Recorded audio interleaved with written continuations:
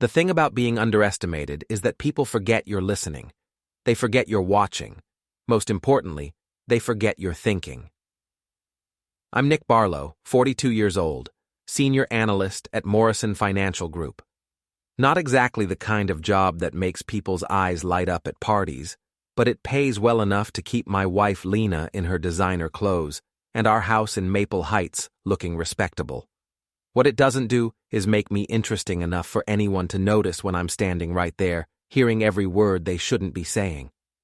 Tonight was our agency's holiday party. Well, technically it was Lena's agency party, Creative Dynamics, where she works as a senior account executive. I was just the plus one, the husband who shows up, makes small talk about quarterly reports, and drives home while she networks with people who actually matter. The party was on the agency's rooftop terrace, all glass railings and string lights that probably cost more than most people's cars. December in Connecticut meant everyone was bundled in expensive coats, clutching wine glasses and pretending the wind wasn't turning their noses red. I was nursing my second beer, standing near the heating lamps, when Ethan Drummond raised his glass for what had to be his fourth toast of the evening.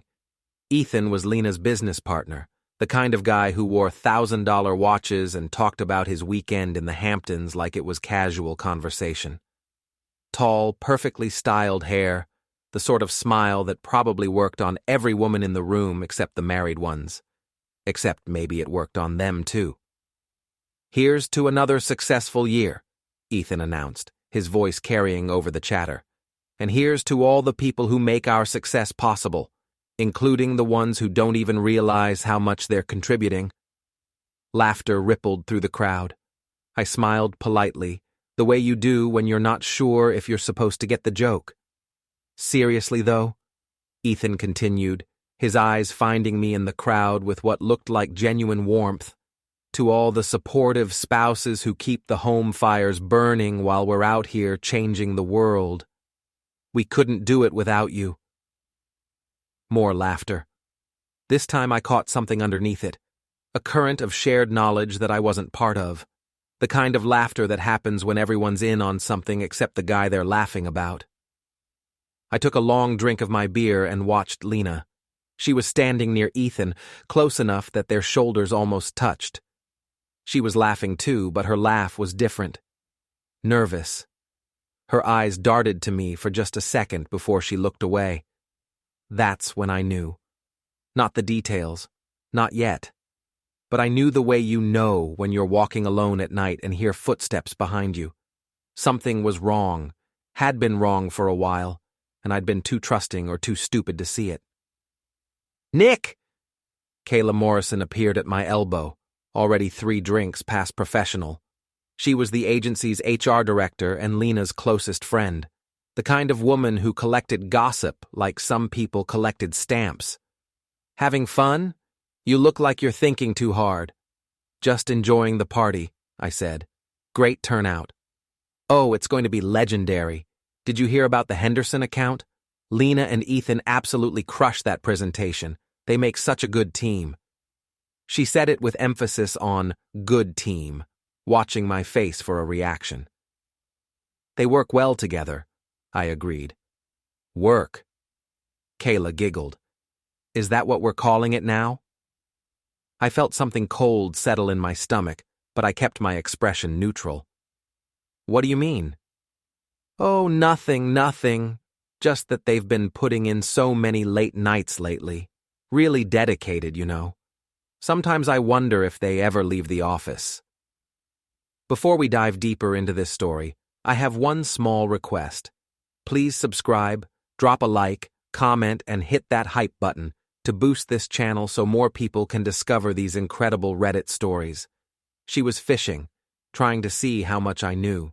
The smart play was to act clueless, let her think she was the first to hint at whatever everyone else apparently already suspected.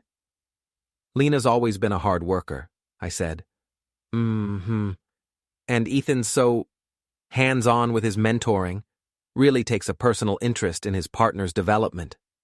I wanted to grab her by the shoulders and demand she stop talking in riddles, but instead I nodded and smiled. "That's great. She's learned a lot from him." "Oh, I bet she has." Kayla's smile was sharp enough to cut glass. I bet she's learned all sorts of new things. The conversation continued for another few minutes, Kayla dropping hints like breadcrumbs and me pretending not to notice. When she finally wandered off to torture someone else with her innuendos, I found myself alone again, watching my wife laugh at something Ethan whispered in her ear. 20 minutes later, I made my excuses and left. Lena barely looked up when I said goodbye, just waved distractedly and went back to her conversation. On any other night, I might have been annoyed. Tonight, I was grateful. I needed time to think. The drive home gave me 25 minutes to process what I'd heard and seen. By the time I pulled into our driveway, I'd made a decision. I wasn't going to confront Lena, wasn't going to demand explanations or throw accusations around like some jealous husband in a bad movie. I was going to find out exactly what was going on, and then I was going to decide what to do about it. Our house was dark except for the porch light. I let myself in through the garage and went straight to my basement workshop, what Lena mockingly called my man cave. It was nothing fancy, just a workbench, some tools, and a computer setup where I handled our finances and worked on side projects. Tonight, I had a different kind of project in mind. I opened my laptop and stared at the screen for a long moment. What I was thinking about doing crossed lines I'd never crossed before. But then I thought about Ethan's toast, about Kayla's knowing smiles, about the way Lena had looked right through me when I said goodbye. I opened a new browser window and started typing. The thing about being married to someone for 8 years is that you know all their passwords. Lena used the same basic formula for everything. A meaningful word, plus the year we got married, plus an exclamation point. Her work email was Creative D 2015. Her personal email was Lena B 2015. Her phone backup was stored in the cloud under Barlow 2015.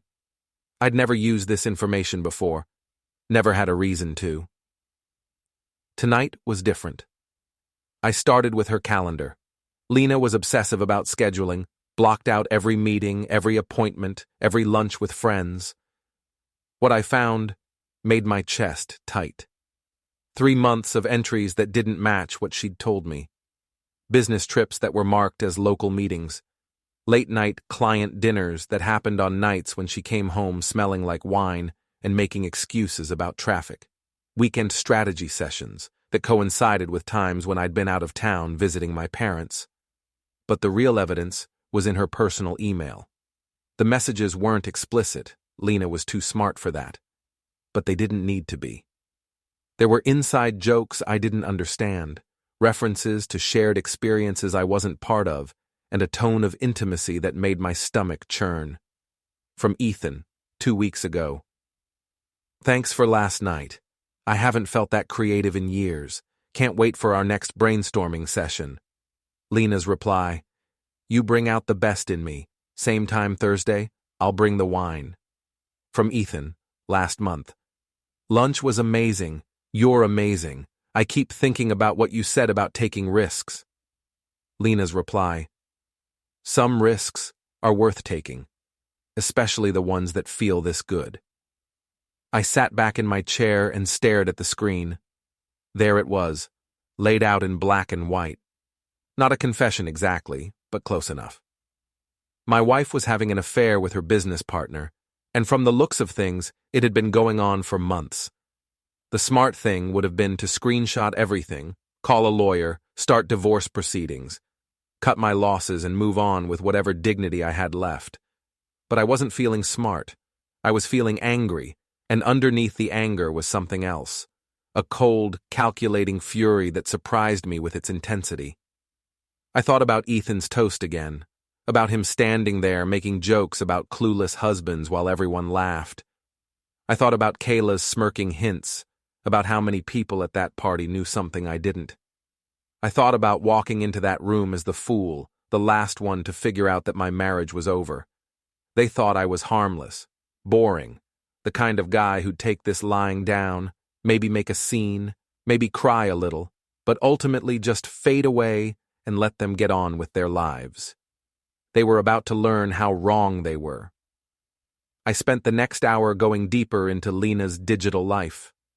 Her location history showed regular visits to Ethan's condo in the Arts District, always during times when she'd told me she was working late or meeting clients. Her credit card statements showed purchases at expensive restaurants I'd never been to, lingerie from boutiques I'd never heard of, and a hotel charge from last month when she'd claimed to be at a conference in Hartford. But the most damaging evidence came from a shared folder in her cloud storage. Financial documents, business plans, and what looked like a strategy for pushing me out of an investment property we owned together. Ethan and Lena weren't just having an affair, they were planning to screw me over financially too. That's when my anger crystallized into something sharper and more focused. This wasn't just about a cheating wife anymore. This was about two people who thought they could humiliate me publicly and rob me privately, all while pretending to be my friends. I closed the laptop and sat in the dark for a while, thinking. Upstairs, I heard Lena's car pull into the driveway, heard her heels clicking across the kitchen floor, heard her call my name softly to see if I was still awake. I didn't answer. The next morning, Lena was already gone when I woke up. She'd left a note on the kitchen counter. Early meeting with the Henderson client. Dinner tonight? Love you. Love you. Right. I called in sick to work and spent the morning making phone calls. The first was to Tony Reeves, my old college roommate who now ran a cybersecurity consulting firm. We'd stayed in touch over the years, mostly exchanging holiday cards and the occasional beer when he was in town. Nick, what's up, man? Don't tell me Morrison Financial got hacked. Nothing like that. I need a favor, and I need you to not ask too many questions. There was a pause. Okay, what kind of favor? I need to monitor some digital activity, phone locations, email access, that sort of thing.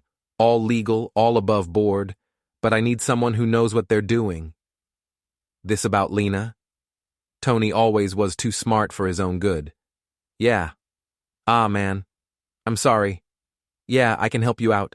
You want to meet somewhere? We arranged to meet at a coffee shop downtown.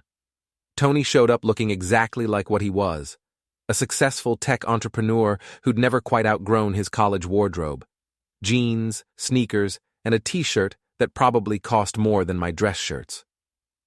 So, he said, settling into the booth across from me, how bad is it? Bad enough. I've got evidence, but I want to be thorough. I want to know everything before I make my move. What kind of move are we talking about? I stirred my coffee and considered how much to tell him. The kind that makes sure they never underestimate me again. Tony nodded slowly. Okay. I can set you up with some monitoring software, show you how to track locations and access shared accounts. But Nick, be careful, man. This kind of thing can get messy fast. It's already messy. I'm just evening the odds. He spent the next hour showing me how to install tracking software on devices, how to access shared cloud storage, and how to monitor digital communications without leaving traces. It was easier than I'd expected. Apparently, most people were terrible at digital security. One more thing, Tony said as we were wrapping up. Whatever you're planning, make sure you've got an exit strategy. Revenge feels good in the moment, but you've got to live with the consequences. I'll keep that in mind. But I was already thinking 3 steps ahead, already planning moves that would leave Ethan and Lena wishing they'd never decided to play games with me. That afternoon, I confirmed what I already suspected. Lena's phone showed her at Ethan's condo from 2 p.m. to 4 p.m., during what her calendar marked as a client presentation. Her text messages showed her telling me she'd be working late, while simultaneously texting Ethan about wine preferences for their strategy session. I sat in my car across from Ethan's building and watched her leave at 4:15, looking relaxed and happy in a way I hadn't seen her look around me in months. She was practically glowing, the way she used to look when we were first dating, and everything was new and exciting. That's when I realized this wasn't just about the affair anymore. It was about the fact that she was happier with him than she'd ever been with me. It was about the way she'd looked right through me at the party, Like I was furniture she'd stopped noticing. I started the car and drove home, already planning my next move. If they wanted to play games, I'd show them how it was done. But I wouldn't be playing by their rules. I'd be making my own. The beauty of being underestimated is that nobody sees you coming. For the next week, I played the role of the oblivious husband perfectly. I asked Lena about her day, listened to her lies about client meetings and late-night strategy sessions, even suggested we plan a vacation for the spring. "That sounds wonderful," she said, not looking up from her phone. "Maybe we could do Europe again. I'll check my schedule." She was texting someone while she said it. 3 guesses who. Meanwhile, I was building my case. Tony's software gave me access to everything: location data, message logs, shared files, even photos automatically backed up to cloud storage. The evidence was overwhelming, but more importantly, it was giving me insight into how they operated. Ethan and Lena thought they were being clever, but they had patterns. They met at his place every Tuesday and Thursday afternoon. They had standing dinner reservations at Romano's on Friday nights. They used the agency's conference room for their personal conversations, thinking the glass walls made them look professional while they planned their next moves. But the most interesting discovery was their timeline. They weren't just having an affair, they were planning to go public with their relationship after the first of the year. I found email drafts discussing how to handle the Nick situation, as they called it. Lena had already consulted a divorce attorney.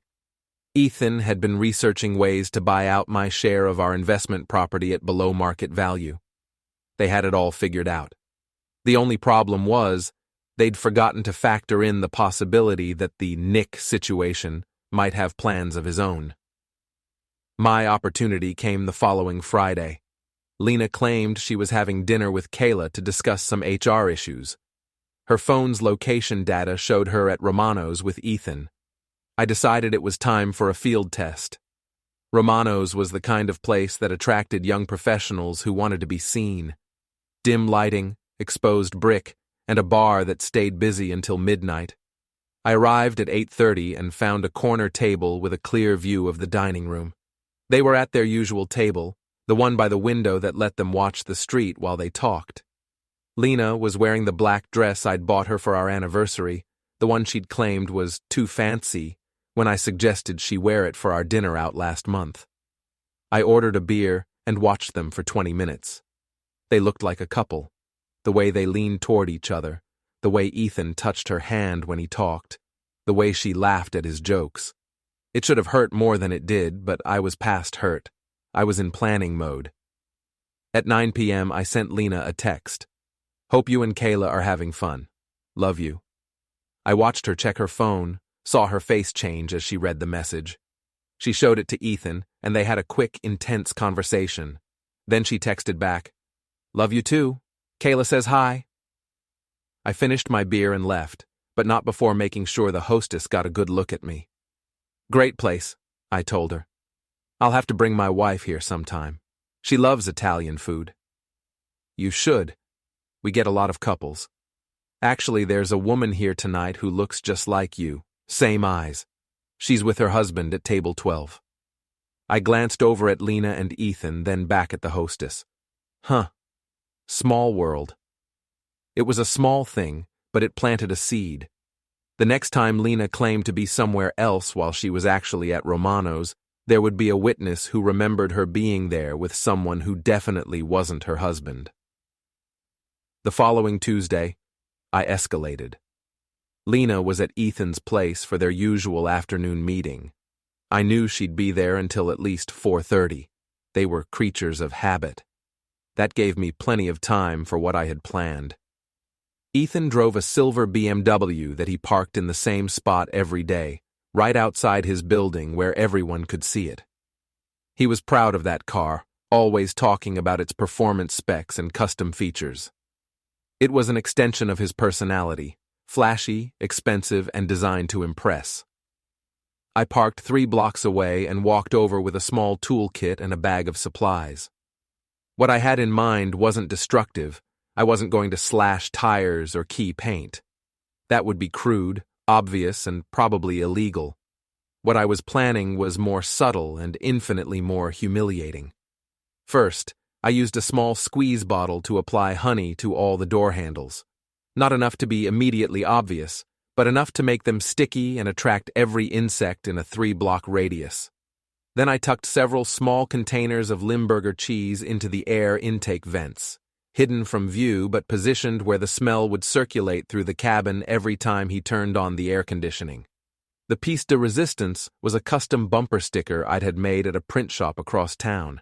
It looked official, like something from the Department of Motor Vehicles, and it read, "Student driver, please be patient. I'm still learning." I placed it carefully on the rear bumper, making sure it was straight and professional looking. From a distance, it would look legitimate. Up close, it would be obviously fake, but by then, the damage would be done. The whole operation took less than 10 minutes. I was back in my car and gone before Lena and Ethan finished their strategy session. I didn't have to wait long for results. That evening, Ethan called Lena in a rage. I was in the kitchen when her phone rang, and she stepped out to the patio to take the call. But our patio doors were thin, and Ethan's voice carried. "Someone messed with my car. The handles are all sticky. It smells like a garbage truck inside, and there's some ridiculous sticker on the bumper. This has to be connected to that thing at Romano's last week." "What thing at Romano's?" Lena's voice was sharp with concern. "The hostess mentioned seeing a guy who looked like Nick. Said he was asking about bringing his wife there sometime." There was a long pause. "You think Nick knows?" "I think someone's playing games with us. And if it's your husband, we need to figure out how much he knows and what he's planning to do about it."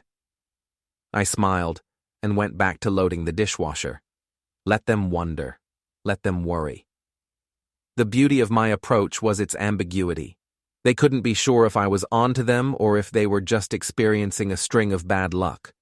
But I was just getting started. The next day, I put the second phase of my plan into motion. I'd been monitoring their shared cloud storage and had discovered something interesting. A folder full of financial documents related to their plan to push me out of our investment property. They'd been working with a shady appraiser to undervalue the building, planning to force a sale and split the proceeds. What they didn't know was that I'd been documenting everything. Screenshots, financial records, email trails. I had enough evidence to bury them both if I wanted to pursue it legally. But I had something better in mind. I made an appointment with Mr. Henshaw, the agency's biggest client, and coincidentally someone I'd done business with years ago when he was looking for investment properties. We'd developed a good relationship, and he'd always told me to call if I ever needed anything. "Nick, good to see you. How's the finance business treating you?" "Can't complain. Actually, I'm calling because I wanted to give you a heads up about something. It concerns creative dynamics." His expression shifted to business mode. "What kind of heads up?" I laid out what I'd discovered. Not the affair, that wasn't relevant to business, but the financial manipulation, and the plan to defraud me on the property deal. I showed him copies of the documents, explained how they were using agency resources for personal business, and suggested he might want to review his contracts with them. "This is very concerning," Henshaw said, studying the papers. "I had no idea they were conducting personal business on company time. And this property scheme, if they're willing to cheat you, what does that say about their integrity in general?" "I thought you should know. I'm not asking you to do anything specific, but you deserve to have all the facts when you're making decisions about your advertising budget." We shook hands, and I left his office feeling satisfied. Henshaw was the kind of old-school businessman who valued integrity above everything else. He wouldn't make any rash decisions, but he'd be watching Ethan and Lena very carefully from now on. The third phase of my plan required more patience. I needed to wait for the right opportunity, the right moment when maximum damage could be achieved with minimal effort. That opportunity came 2 weeks later, at the agency's year-end client appreciation party. The year-end party was Creative Dynamics' biggest event, held at the Riverside Country Club with all their major clients in attendance. It was Lena and Ethan's chance to shine, to show off their successful partnership and secure contracts for the coming year. It was also going to be their downfall. I'd spent 2 weeks preparing for this night. Tony had helped me set up a sophisticated monitoring system that would let me track their communications in real time. I'd also been cultivating relationships with key people who would be at the party, not just Henshaw, but other clients and agency employees who might prove useful. The party started at 7. I arrived at 6:30, early enough to position myself strategically but not so early as to seem eager. Lena had left the house an hour earlier, claiming she needed to help set up. Her phone's location data showed her at Ethan's condo until 6:15. "Nick!" Kayla appeared at my side almost immediately, already 3 drinks into what promised to be a memorable evening. "You look nice. Where's Lena?" "She's around somewhere, making sure everything runs smoothly. You know how dedicated she is." "Oh, I know exactly how dedicated she is." Kayla's smile had that sharp edge again. She and Ethan have been working so hard lately, really putting in the extra effort. They make a good team. The best. Did you know they've been staying late almost every night this month? Sometimes I wonder if they even go home. I nodded sympathetically. Lena's always been a perfectionist. She wants everything to be just right. And Ethan's so hands-on with his guidance. Really takes a personal interest in making sure she reaches her full potential. The conversation continued in the same vein, Kayla dropping hints and me pretending not to catch them. But this time, I had a recorder running in my jacket pocket. Every innuendo, every knowing comment, every piece of gossip was being documented. At 8 o'clock, Ethan called for attention. He was standing near the bar, microphone in hand, looking confident and successful in his tailored suit. Lena stood nearby, radiant in a red dress that cost more than most people's monthly salary. "Ladies and gentlemen, thank you all for being here tonight. This has been an incredible year for Creative Dynamics, and we owe it all to the trust and support of clients like you." Polite applause rippled through the crowd. I want to take a moment to recognize my business partner, Lena Barlow, whose creativity and dedication have been instrumental in our success. "Lena, would you say a few words?" Lena stepped forward, accepting the microphone with a gracious smile. "Thank you, Ethan. Working with you has been the most rewarding experience of my career. You've taught me so much about taking risks, about pushing boundaries, about not being afraid to go after what you want." More applause. I noticed several people glancing at me, checking my reaction. They were waiting for something, expecting some kind of scene. They were about to get one, but not the kind they expected. "Actually," I said, stepping forward, "I'd like to say something too." The room went quiet. Lena's face went pale. Ethan's confident smile flickered. "I just wanted to thank everyone for making my wife feel so welcome here. It's wonderful to see her thriving in an environment where she can really be herself, where she can explore new opportunities and develop close working relationships." I paused, letting the words hang in the air. Lena's always been passionate about her work, but lately she's been absolutely glowing. She comes home energized, excited, full of stories about her projects and her collaborations. It's beautiful to see someone find their true calling. The silence was deafening. I could see people exchanging glances, trying to figure out if I was being sincere or if there was something else going on. "So here's to creative dynamics," I continued, raising my glass, "and to partnerships that go above and beyond the call of duty. May you all find the same kind of fulfillment that Lena has found here." I drained my glass and set it down on the nearest table. "Now, if you'll excuse me, I have an early morning tomorrow. Lena, I'll see you at home. Don't wait up. I know how these industry events can run late." I walked out without looking back, leaving behind a room full of confused faces and whispered conversations. But the real show was just beginning. Phase 1 of the evening's entertainment started 20 minutes later, when Henshaw approached Lena and Ethan at the bar. I wasn't there to witness it directly, but I'd positioned allies throughout the room who would fill me in later. According to Sophie Martinez, a junior account executive who'd always been friendly to me, Henshaw's conversation with them was brief and pointed. "Lena, Ethan, I need to discuss some concerns about the Morrison account. My office Monday morning, 9 a.m. sharp, both of you." He walked away without elaborating, leaving them to wonder what he'd discovered and how much trouble they were in.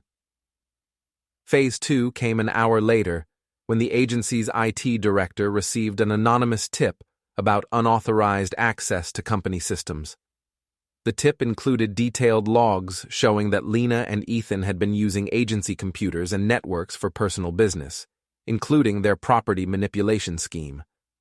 By 10 p.m., when the party was winding down, word had spread through the entire agency that something big was happening. People were whispering in corners, speculating about what Monday's meeting would bring, and reassessing everything they thought they knew about the agency's golden couple. But I wasn't done yet. Phase 3 required patience. I waited until Tuesday, giving Henshaw time to conduct his own investigation and reach his own conclusions. Then I made my final move. I'd discovered that Ethan had a secret, one that even Lena didn't know about. He'd been skimming money from client accounts, small amounts that he thought nobody would notice. It wasn't enough to constitute major fraud, but it was enough to destroy his reputation and end his career. I compiled all the evidence into a comprehensive report and sent it anonymously to the State Licensing Board, the Better Business Bureau, and 3 local news outlets that covered business crime. Then I sat back and waited for the dominoes to fall. The call came at 6:30 a.m. on Wednesday morning. Lena's phone was ringing insistently from the nightstand, and when she answered it, I could hear Ethan's voice, even though she'd pressed the phone tight against her ear. "They're shutting us down," he was saying, his voice high with panic. "Henshaw pulled his account, the licensing board is launching an investigation, and there's a reporter from Channel 8 in the lobby asking questions about financial irregularities." Lena sat up in bed, suddenly wide awake. "What? What are you talking about?" "Someone leaked everything, the property deal, the client account issues, all of it. Rourke called an emergency meeting for 8 a.m. We're finished, Lena." I lay still, pretending to be asleep, listening to my wife's world collapse in real time. "This has to be connected to Nick," she whispered. "The way he acted at the party, the things he said, he knows something." "Knows something? He knows everything. The question is what we're going to do about it." Lena was quiet for a long moment.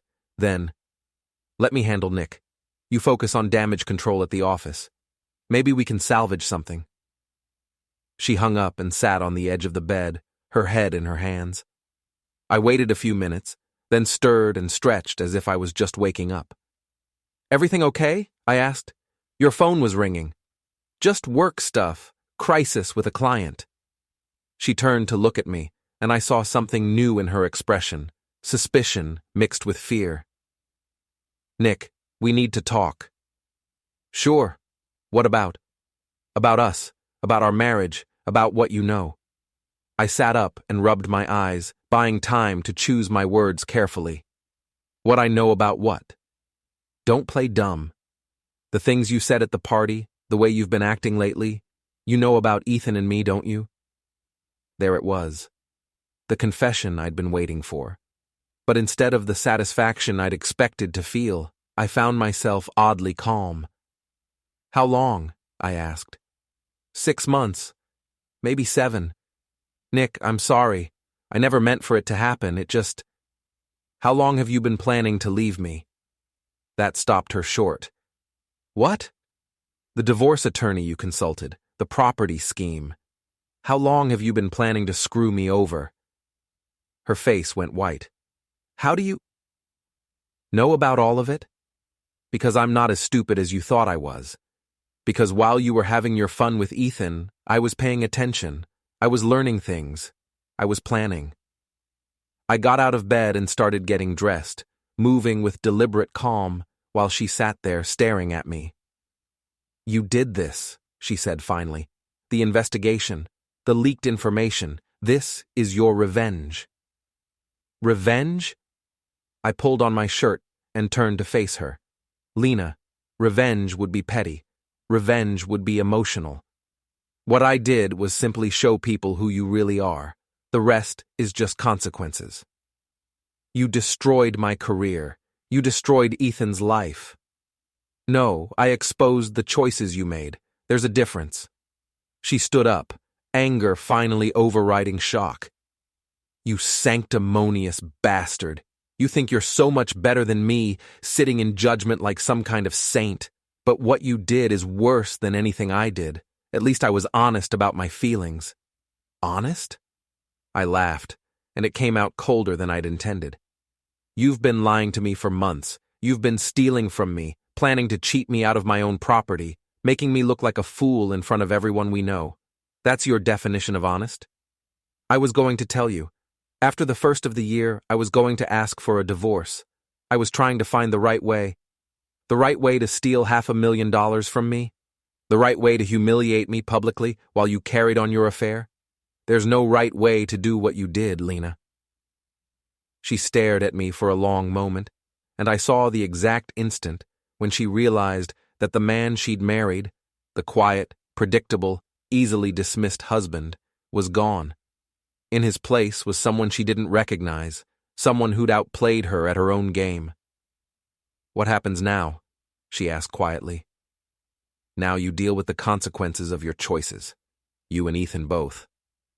I finished dressing and headed for the door. Where are you going? To work. Some of us still have jobs. I left her sitting on the bed, staring at the wreckage of her carefully laid plans. The rest of the week was a masterclass in watching dominoes fall. Creative Dynamics lost 3 major clients by Friday. The licensing board suspended Ethan's professional credentials pending their investigation. The local business journal ran a front-page story about financial irregularities in the advertising industry, using Creative Dynamics as their primary example. Lena tried calling me several times, but I let the calls go to voicemail. Her messages started out angry, then became pleading, then desperate. She wanted to talk, wanted to explain, wanted to work something out. But I was done talking. I was ready for the final act. On Saturday morning, I drove to Ethan's condo. His BMW was parked outside, looking somewhat worse for wear. The honey had attracted a colony of ants that had taken up residence around the door handles. The cheese smell had apparently become so bad that he'd had to leave the windows cracked open, which had let in enough moisture to fog up all the glass. The student driver sticker was gone, but you could still see the outline where it had been. I rang his buzzer and waited. What do you want? His voice through the intercom was hoarse, defeated. To talk. 5 minutes. There was a long pause, then the door buzzed open. His condo was a mess. Papers scattered everywhere, empty bottles on the counter, the look of a man who'd been drinking heavily and sleeping badly. Ethan himself looked like he'd aged 10 years in a week. Congratulations, he said, not looking at me. You won. Feel better now? Actually, yes, I do. He laughed bitterly. At least you're honest about it.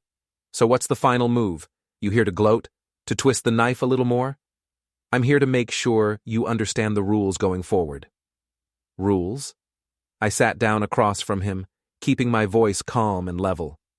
You're going to disappear from Lena's life, completely. No contact, no messages, no attempts to rekindle whatever you think you had. You're going to find a new city, a new career, a new life that doesn't intersect with mine in any way. And if I don't, then I release the rest of what I found.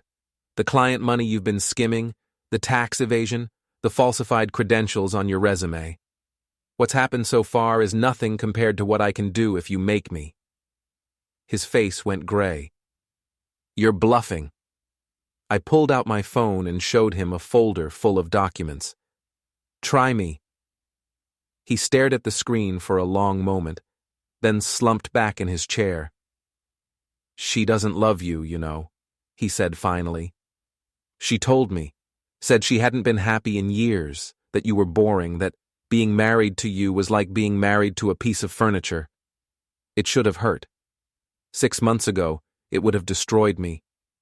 But sitting there looking at this broken man who'd thought he could steal my life, I felt nothing but pity.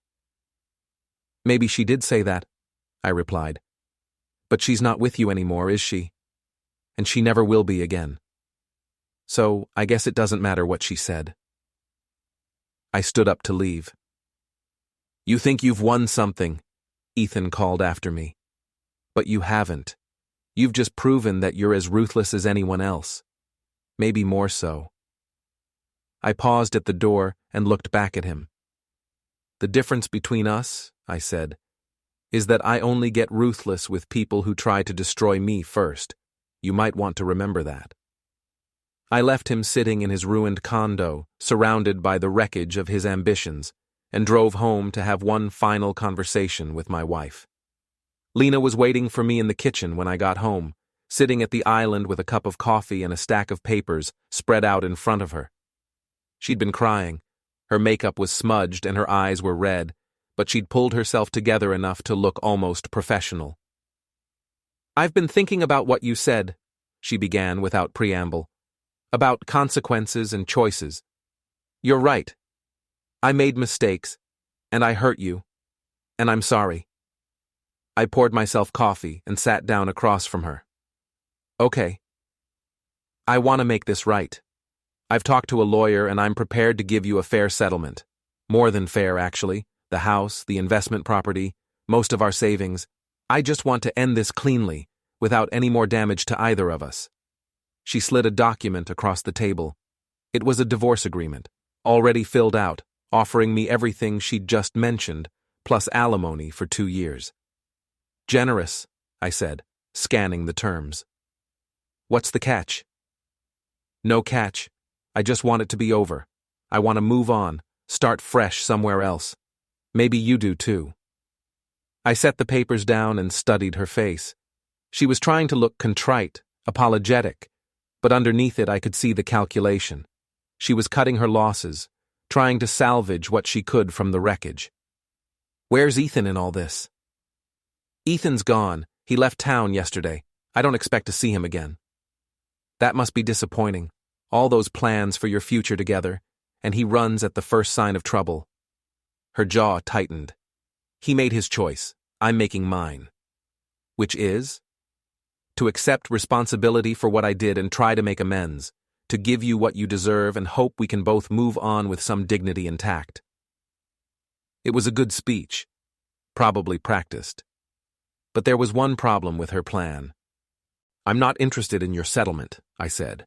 Her composure cracked slightly. What do you mean? I mean, I don't want your money or your apologies. I don't want a clean divorce or a fresh start. I want you to live with the consequences of what you did. Nick, be reasonable. Fighting this out in court won't help anyone. It'll just be expensive and ugly in public. You're right.